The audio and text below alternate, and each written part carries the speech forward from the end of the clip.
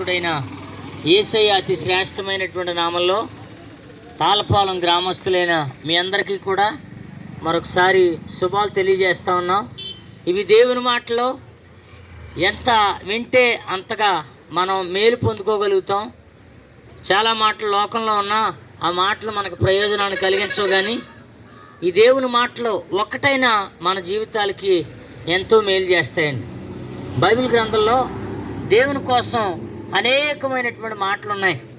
దేవుడు మంచివాడు అని, దేవుడు ప్రేమించేవాడని, దేవుడు రక్షించేవాడని, ఇలా అనేకమైనటువంటి మాటలు ఉన్నాయి దేవుని కోసం.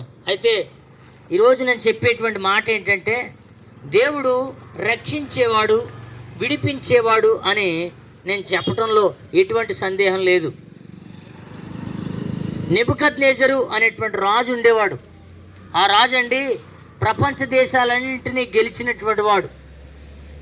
ప్రతి దేశాన్ని, ఒక దేశమని కాదు, ఆ దేశం ఈ దేశం అని కాదు, ప్రపంచ దేశాలన్నీ కూడా అతనికి లోబడ్డాయి.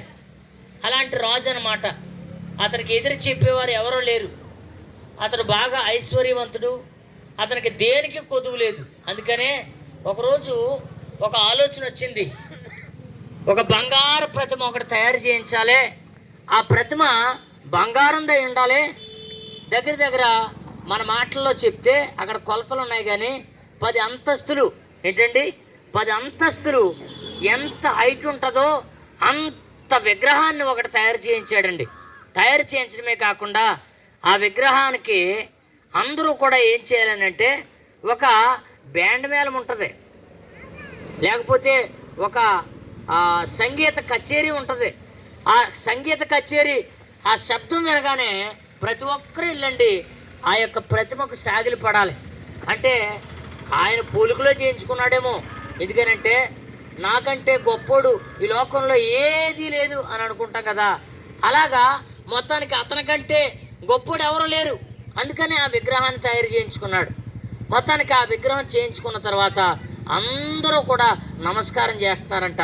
ఆయా భాషలు మాట్లాడేవారు, ప్రతి దేశానికి సంబంధించినటువంటి వారు ఆ దేశంలో ఉండటాన్ని బట్టి అందరూ సాగిలి పడ్డారు. కానీ అందులో 3 మాత్రం ఆ విగ్రహానికి సాగిలి పడలేదట. ఆ సాగిలి పడకపోతే అక్కడ ముఖ్యులు కొంతమంది ఉండి ఆ ఉద్యోగస్తులు ఇతని మీద, వీళ్ళ 3 మీద సాడీలు చెప్పారు. ఏమని చెప్పారనంటే, అయ్యా అందరూ కూడా సాగిలి పడ్డారు, కానీ ఈ 3 మాత్రం మాత్రం సాగిలి పడలేదయ్యా అని అనగానే రాజుగారికి కోపం వచ్చింది. ఎందుకనంటే రాజుగారికి కోపం వస్తే ఏదైనా చేయగలడు ఆయన.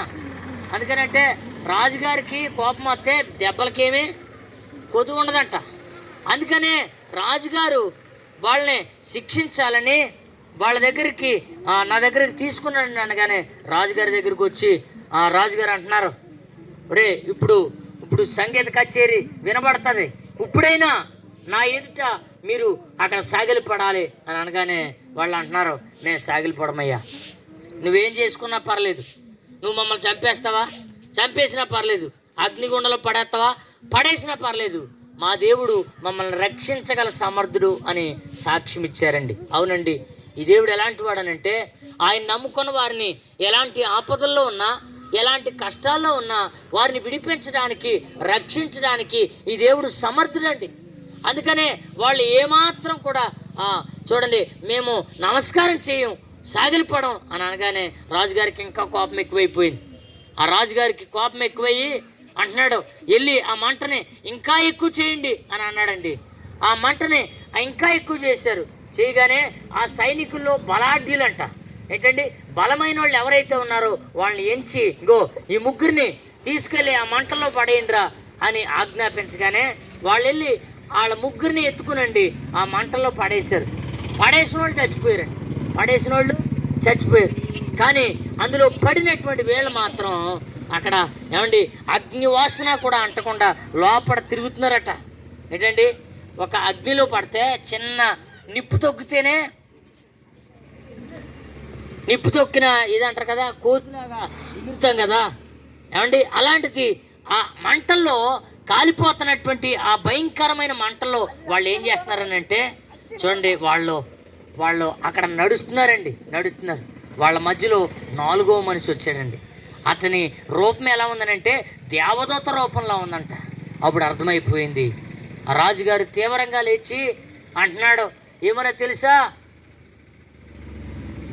ఓ శద్రకు మెషకు అబేద్నెగోలు బయటికి రండి అని అనగానే వాళ్ళు అంటండి బయటకు వచ్చారు. బయటికి రాగానే ఈ రాజుగారు వాళ్ళని చెక్ చేయండి అంటే వాళ్ళు వేసుకున్న వస్త్రం కూడా కాలేదంటండి. అవునండి, ఈ దేవుడు రక్షించేవాడు, ఈ దేవుడు కాపాడేవాడే.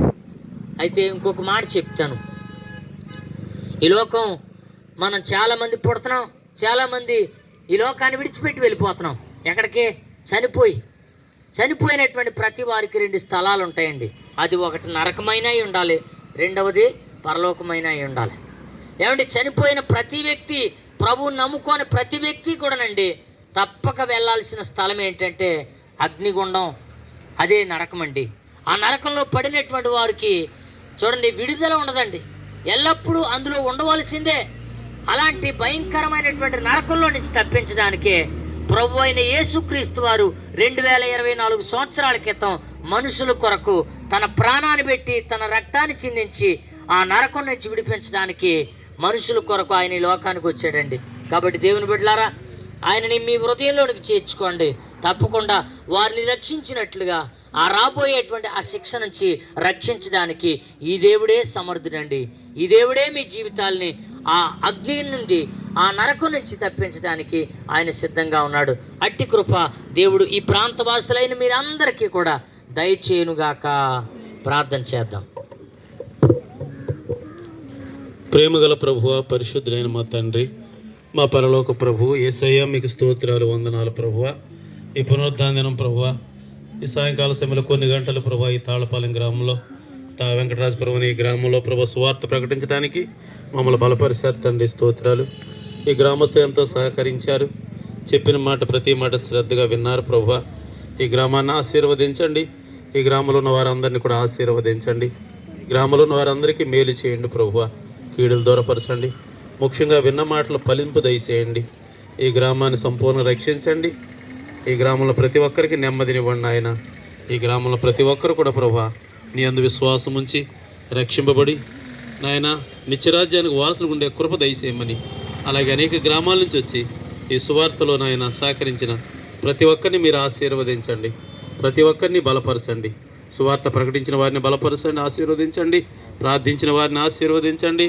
సువార్తలో సహకరించిన ప్రతి ఒక్కరిని మీరు ఆశీర్వదించమని, అలాగే ఈ సువార్త చేయడానికి మాకు అవకాశం ఇచ్చినటువంటి అబ్రహాం గారి కుటుంబాన్ని కూడా మీరు ఆశీర్వదించమని నాయన, విన్న మాటలన్నీ ఇప్పుడు ప్రజల హృదయాల్లో ఫలింపు దయచేసి వీరికి మేలు చేయమని, కీడులు దూరపరచమని, అన్ని విషయాల్లో ఆశీర్వదించమని, ఇంతటితో ఈ సువార్త మేము ముగించి వెళుతుండగా నాయన మేము ముగిస్తున్నాం కానీ మీరు కార్యం చేసి మీ నామానికి మహిమ తెచ్చుకోమని యేసునామలో ప్రార్థిస్తున్నాము తండ్రి, ఆమేన్. మన తండ్రి అయిన దేవుని ప్రేమయు, కుమారుడు యేసుక్రీస్తు వారి కృపయు, పరిశుద్ధాత్మ అన్య సాహసమైన సన్నిధి ఇక్కడ కూడిన మనకు ఆయన మాటలు హృదయంలో భద్రపరుచుకున్న ప్రతి ఒక్కరికి సదాకాలం తోడయుండును గాక. ఆమేన్, ఆమేన్, ఆమేన్. అందరికీ వందనాలండి.